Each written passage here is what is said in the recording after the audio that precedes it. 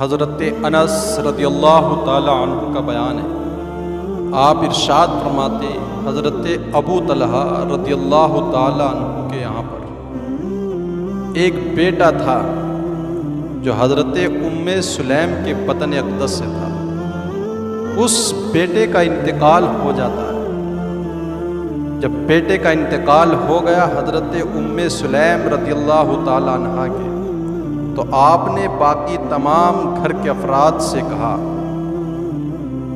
کہ ابو طلحہ کو جب تک بیٹے کے انتقال کا میں نہ بتاؤں اس وقت تک کوئی بھی بیٹے کی موت کی خبر ابو طلحہ کو نہ دے، اس لیے کہ بیوی نہیں چاہتی تھی کہ میرا شوہر تھکا ماندہ جب شام کو گھر آئے گا اس کو ننھے سے معصوم بچے اور اتنے پیارے بچے جس سے بے حد وہ پیار کرتے ہیں، جب اس کی خبر ملے گی موت کی تو ان کے دل پر بہت شاک گزرے گا، وہ دکھوں سے دو چار ہو جائیں گے، غم سے نڈھال ہو جائیں گے۔ تو آپ نے باقی گھر والوں سے منع کیا کوئی بھی ابو طلحہ کو بیٹے کی موت کی خبر نہ دے جب تک میں خود ان کو نہ بتاؤں۔ کہا ٹھیک ہے۔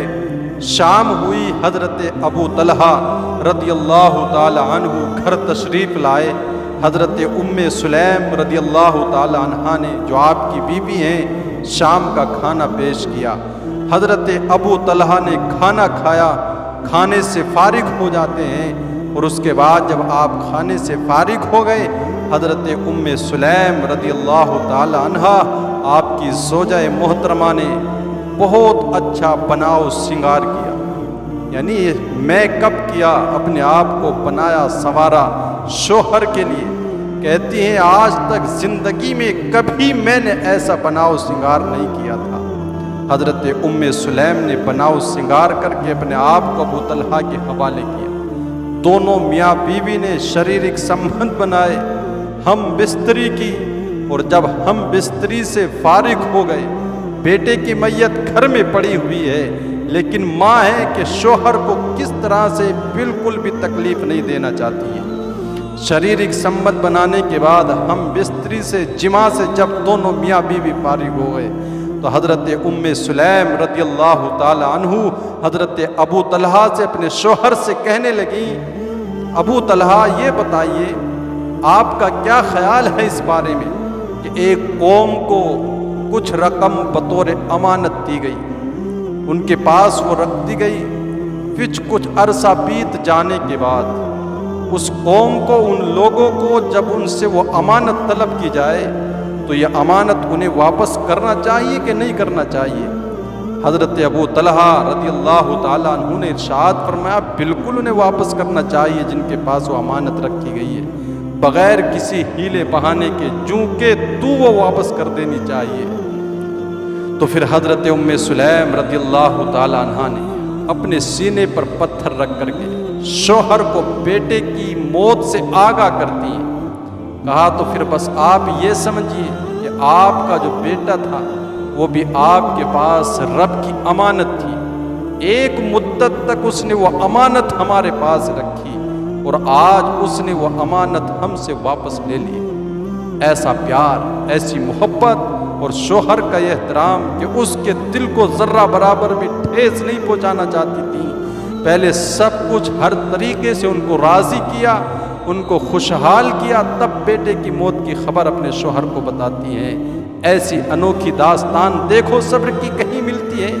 آج تو عورتیں بیٹے کی میت پر واویلا کرتی ہیں، چھوٹے بچے انتقال کر جائیں ماں کو اپنے پردے کا ہوش تک نہیں رہتا ہے، لیکن ام سلیم تیرے جذبے کو ہم سلام پیش کرتے ہیں۔ آپ نے شوہر سے بتایا۔ حضرت ابو طلحہ رضی اللہ تعالی عنہ صبح ہوئی تو حضور نبی رحمت آقا کریم صلی اللہ تعالی علیہ وسلم کی بارگاہ میں حاضر ہوئے اور جانے کے بعد اپنا پورا سارا قصہ حضور کی بارگاہ میں پیش کیا کہ رات میں گھر پہ آیا، ایسے ایسے ہوا، ہم نے شریرک سمبندھ بنائے، ہم بستر کی، اس کے بعد جو ہے ابو طلحہ کی بیوی نے، میری شریک حیات میری زوجہ نے مجھ کو بیٹے کی خبر دی مرنے کی۔ تو کہتے ہیں حضور نے ارشاد فرمایا ابو طلحہ رب تبارک و تعالی تمہاری اس رات میں تمہارے لیے برکت عطا فرمائے، تو کہتے حضور نے ارشاد فرمایا تو اس کے بعد حضرت ام سلیم رضی اللہ تعالیٰ عنہ حاملہ ہو گئی۔ ایک بیٹا تو دنیا سے چلا گیا، لیکن دوسرے کی بشارت مبارک ہونے لگی تھی، مبارکبادیاں پیش کی جانے لگیں۔ حضرت ام سلیم حاملہ ہو گئی۔ کچھ دنوں کے بعد جب بچے کی ولادت ہوئی تو اب حضرت انس رضی اللہ تعالیٰ عنہ بیان فرماتے ہیں کہ حضرت ام سلیم نے مجھ سے کہا، بیٹا اس بچے کو صبح تم حضور کے پاس لے کر کے جانا، اس سے پہلے کوئی بھی اس بچے کو دودھ بھی نہ پلائے۔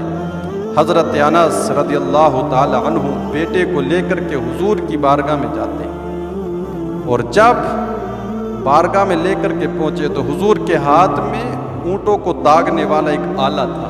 کہتے جب میں گیا تو حضور نے ارشاد فرمایا، شاید ام سلیم کے ہاں بیٹے کی ولادت ہوئی ہے؟ کہا ہاں حضور بیٹے کی ولادت ہوئی ہے۔ حضور نے اس آلے کو پھینک دیا اور حضور نے مدینے کی مشہور و معروف عجوہ کھجور منگائی، اور کھجور منگانے کے بعد حضور نے پہلے اس کو اپنے دہنے مبارک میں ڈالنے کے بعد خوب نرم کیا۔ جب کھجور خوب ملائم ہو گئی تب بچے کے منہ میں ڈالی۔ یہ تھا حضور سے پیار، آپ کی شریعت سے پیار، آپس میں میاں بیوی کے حقوق اور ان کی محبت کا پاس و لحاظ۔ حضور نے بچے کے منہ میں وہ کھجور ڈالی اور بچے نے اس کو چوسنا شروع کیا۔ حضرت ابو طلحہ رضی اللہ تعالی عنہ بیان فرماتے ہیں کہ میں ایک سفر پہ حضور کے ساتھ تھا، ام سلیم بھی ساتھ میں تھی۔ جب حضور جہاد سے جنگ سے واپس تشریف لاتے، اگر رات ہو جاتی تو مدینے میں تشریف نہیں لے جاتے تھے، لیکن ایک مرتبہ ایسا ہوا کہ حضور نبی رحمت صلی اللہ تعالی علیہ وسلم ساتھ میں تھے ام سلیم، تو ان کو درد سے بچے کی پیدائش کا درد ہونے لگا، تو ان کو وہیں پر روکا گیا اور کہا ابو طلحہ تم بھی ان کے پاس رہو۔ کہا میں رک تو گیا حضور کے کہنے پر، لیکن میں نے عرض کی مالک اے میرے پروردگار، میں تو ہمیشہ یہی چاہتا کہ جب مدینے سے باہر نکلوں تو مصطفیٰ کا ساتھ ہو، اور جب مدینے میں داخل ہوں تو تیرے پیارے محبوب کی رفاقت مجھے میسر ہو۔